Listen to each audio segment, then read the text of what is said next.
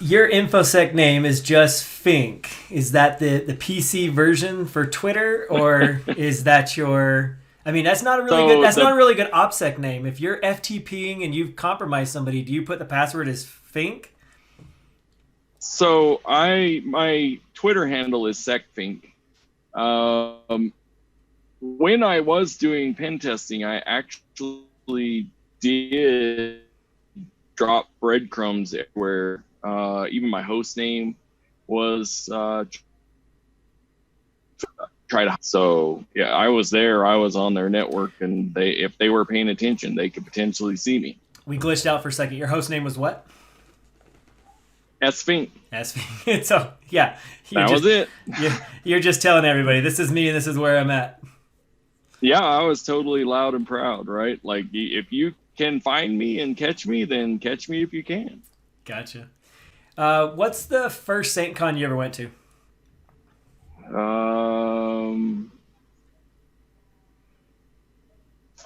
It was in St. George. Oh, so a long So it time was ago. pre Weber. I honestly can't remember what year it was, but yeah. So I missed a couple of years after that one, and then we moved up to Weber. Gotcha. What's off the top of your head? What's your favorite SAINTCON memory or story?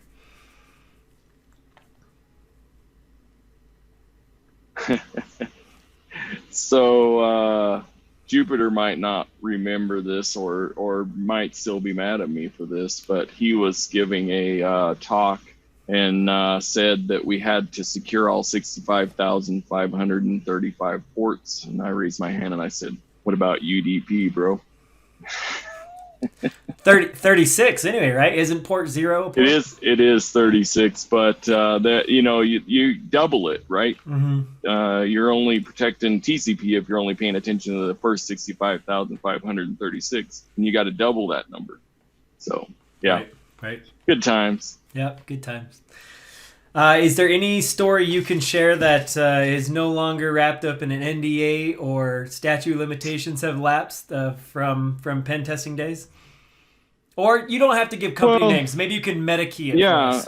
I always talk about different ones that I've done, right?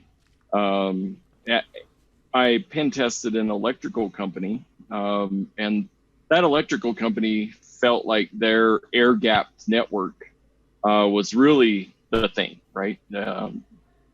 We're air-gapped.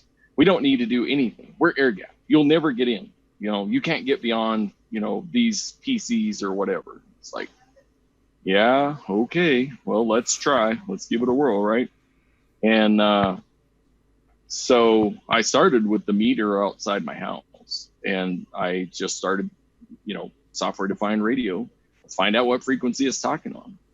And worked my way backwards from the meter to the mesh network that was created from all the different towers, and then all the way back. And it was a soft, squishy center because they never did patches because they were freaking air gapped. Right? Air gapped. So, yeah. And I still to this day, anybody tells me they have an air gapped network and that they're secure because of air gapped network, it just frustrates me. It is interesting like that. I think we kind of chatted about this once before. I dealt with one. They're like, we don't have an ISP. We don't have a link. But I'm like, but you remotely configure things. And like, no, it's through satellite. And I was like, oh. So I guess you're secure if it's satellite, right? It's not Comcast. So I guess you're fine. Probably worse, right? Yeah, no, it wasn't good, but yeah. Yeah.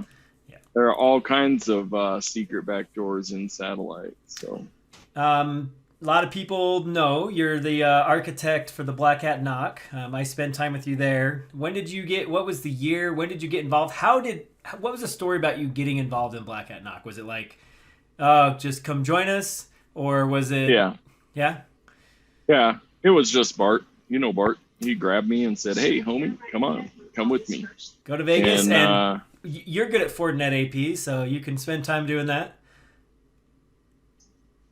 I am not a fan of the Forte AP.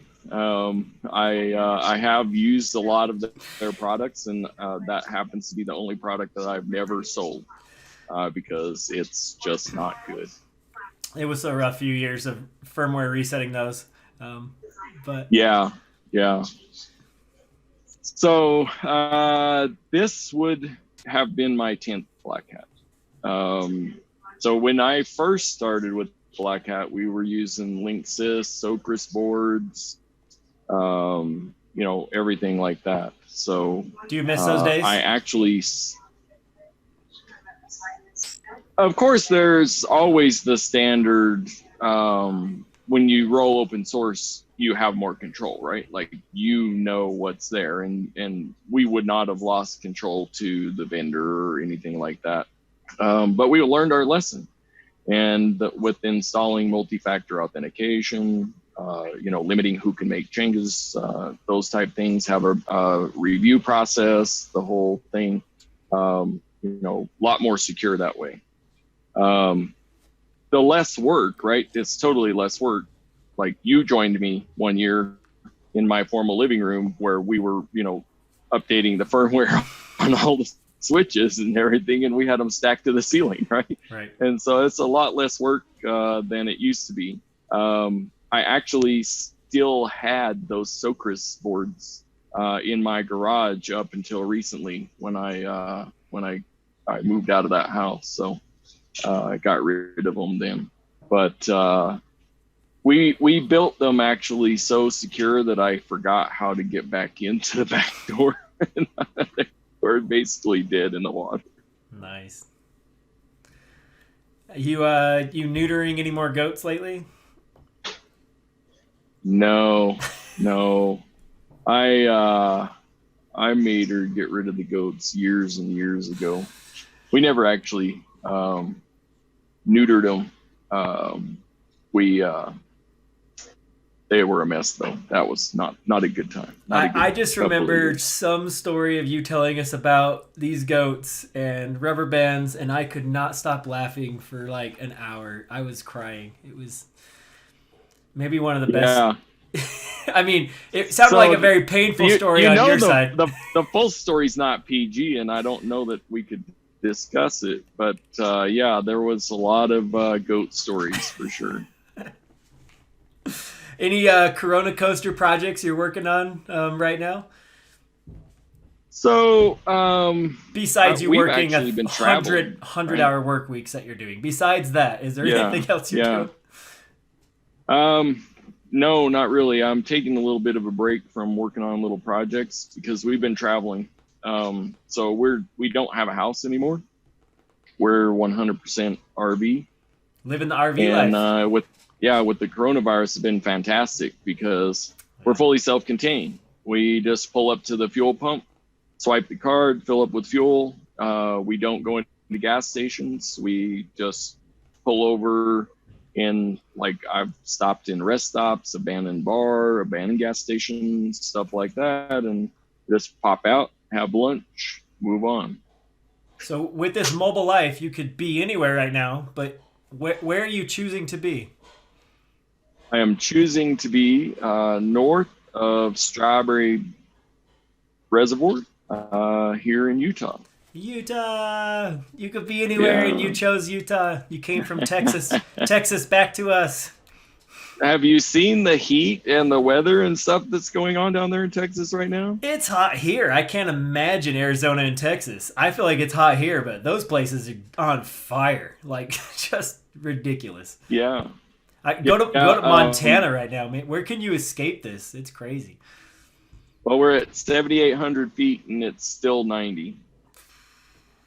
Yeah. So you got to keep going up. Yeah. But there's flooding right now in the town we used to live in from rain down in Texas. So the weather's crazy. But yeah, we came out to visit family. And then also, if you notice my fresh do, we raised $10,000 for charity, and in the process, we had our head shaved live on stage during a concert. So that was a fundraiser in Vernal. Awesome. Congrats. I mean, Well, it wouldn't work for me. Nobody would pay me to shave my head, but but at least you had that opportunity. I was kind of the sidecar. It was really my friend, and he had shoulder length hair. Is there video of this? You're gonna post it? It was recorded. I obviously was having my head shaved and shaving his head, and so it's not recorded on my devices. But there is a recording somewhere. I may be able to get it for you. Awesome. What was your first email address that you ever picked? That I picked or that I got? That you could pick the name of. Because that's telling. Well, maybe the first you got, because that might be telling too. What org was it with? Well, so the very first email address I ever had was with the United States Army, and so it was a mile long, right? Right. And then after leaving the Army, I went to Dell, and they didn't even have email; they used CC mail, and it was all internal, right?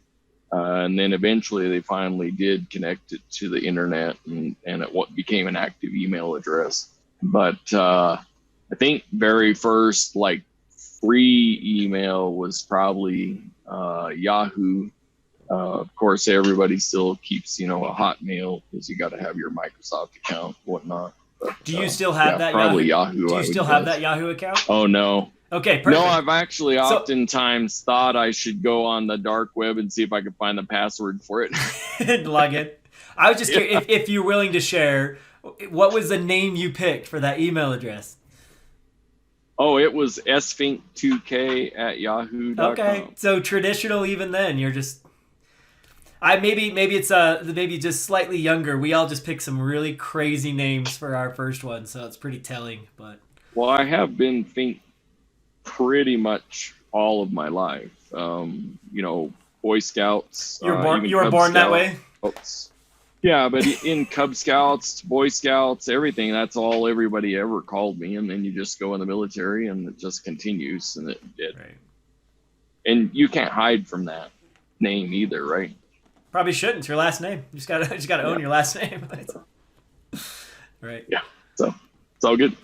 First Linux. So you're one of those people that like super nerds that like build your own Linux distros. What was the first Linux distro you ever built? Well, so in building your own distro, I did Linux from scratch project, right? But so it was called Linux, it was called Fink OS then. What did we name it? Potentially, it could have been. That's been a long time ago. So the very first distro I ever used was Turbo Linux, and that was a derivative of Red Hat. And so then I converted to Red Hat, and then I had a system administrator who built some DNS servers using Debian, and so I had to learn Debian for that, and it was during the rough days. And so that was all like Red Hat 5.1, and then converted over to SUSE Linux. Ran SUSE for a long time until 2000. Somehow, in the switch between bind 8 and bind 9, SUSE could not keep it on. Like it would run for 15 minutes and it would crash out, but it would never give any indication that it crashed out. So went back to Red Hat, and been pretty well moving back and forth between distributions, between Red Hat derivatives, and Ubuntu, Cinnamon, all of those, just to keep the skills up. Nice. In your RV life, you have pets, right? Did you bring your dogs with you? Oh yes, they're if I whistle loud, oh, you have headphones on. Never mind. Both. How is that go ahead. And you know me, and so you wore headphones too. Well, actually, the first one I did, it's hard to record your audio without making it sound tunnely unless I wear headphones. So Got it. that's the reason I have them on. So you sound clear. I just remember the last Zoom where you were on no headphones. Yeah, and I'm like, I gotta either put headphones on or send my kids away. Exactly. And I do know better. That was my bad. I shouldn't have put my kids in that situation. That's bad parenting. How is it with dogs in camper life? I mean, is it fun? Is it a challenge? Does they have enough space? How does that work? Oh yeah, we have plenty of space. And yeah, they love it. They love to travel, and they jump in the back seat of the truck and they're ready to rock and roll anytime we move. And they both have a purple pet bed, and they'll put themselves to bed quite frequently while we're still watching TV. And we do have satellite and Apple TV, and we have all modern conveniences. How big's the TV in a camper? I believe it is a 43-inch. I don't know. I didn't put it in. It was built in already. But that's telling. That means you have a new camper, because most of those I just remember being these like 15-inch tubes in the campers. But I grew up poor, so we didn't have any nice stuff. So yeah, we didn't even have a camper, so yeah. I heard that stuff's all crazy. Was it easy for you to buy a camper in Texas? Were they all sold out? Was it? Oh, we've had it for 2 years. We bought it brand new in 2018. So this is actually not its first journey here to Utah. We actually have we've drug it about 12,000 miles so far. Wow. And we will be going to North Carolina, South Carolina, and Georgia before we ever get back to Texas. Well, you might want to wait a week or so if you're going now. They got a hurricane coming over there. Oh yeah, we'll be here right here. We just moved last night, and so we'll be here for the next 14 days. And then we will kind of make our way that way, but slowly based on the weather. And so my youngest son just graduated from naval basic training and then headed to South Carolina. And then the next one up from him, which is Nick, the one that you've met, he is stationed in Fort Gordon, Georgia. So we'll go over there somewhere and meet up with both of them. Awesome. And then my daughter is in Seoul, South Korea, also in the Army there. Hard to RV to that. Cannot quite get that one, and thanks to the cancellation of Black Hat Singapore, I didn't get to see her either because I had planned to stop off in Seoul on the way. Yeah. Well, it sounds fun. It's sad that you're here in Utah and I don't get to hang out with you, but hopefully sometime in the near future we'll be able to get together and at least get a hug and catch up on some more stories. But for sure. I don't know. You want to add anything? Any book you're trying to sell? Give you a little time here at the end? I'm good, man. All right. Well, it's a pleasure chatting with you, and we'll talk to you later. Thanks, Steve. All right. Take care.